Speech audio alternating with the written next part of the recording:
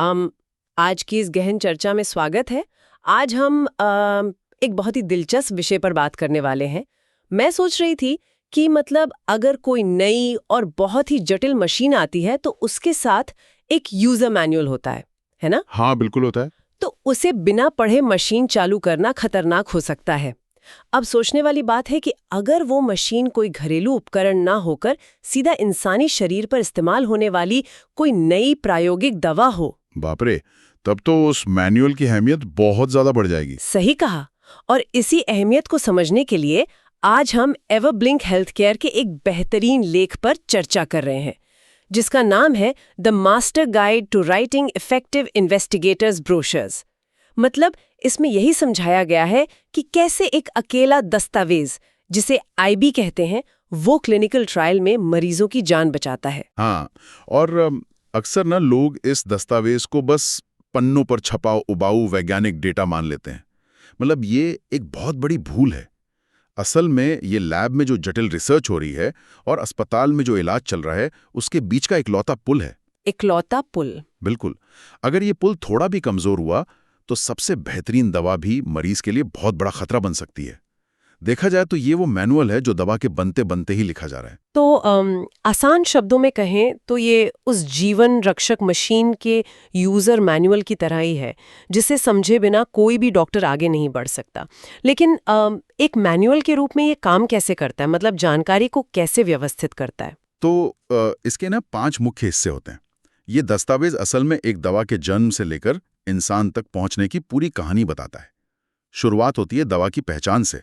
अच्छा, मतलब उसका केमिकल स्ट्रक्चर क्या है? हाँ, वही। मतलब ये चीज असल में है क्या और इसे किस तापमान पर सुरक्षित रखना है।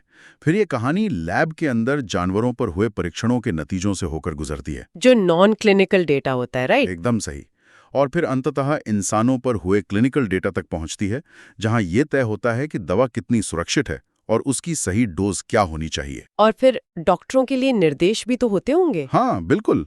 मैं यही बता रहा था कि सबसे आखिर में डॉक्टरों के लिए एकदम स्पष्ट निर्देश होते हैं कि जोखिमों को कम कैसे किया जाए। पर यहाँ ना मुझे एक बात थोड़ी खटकती है।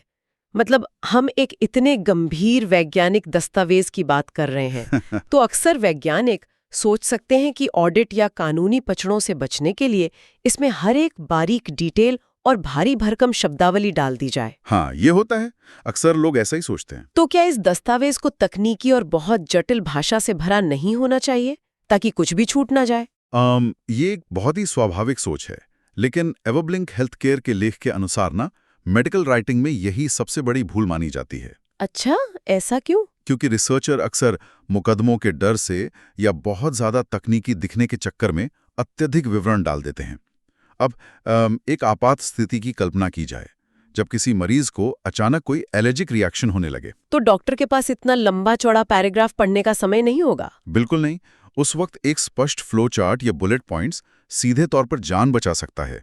इसीलिए स्पष्टता बहुत जरूरी है। सही बात है। ये तो बहुत ही व्यावहारिक नजरिया हुआ। मतलब स्पष्टता केवल भाषा को आसान बनाने के बारे में नहीं है, बल्कि जानकारी को इस तरह पेश करने के बारे में है कि वो आपातकाल में तुरंत काम आ सके। हाँ, और लेखकों के सामने सबसे बड़ी चुनौती यही होती है।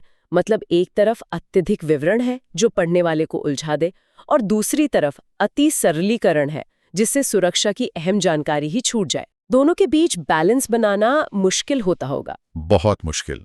इन दोनों के बीच एक सही संतुलन बनाना ही असली काम है। और ये तो एक पतली रस्सी पर चलने जैसा काम हुआ। और जाहिर है कि क्लिनिकल ट्रायल तो महीनों या सालों तक चलते हैं।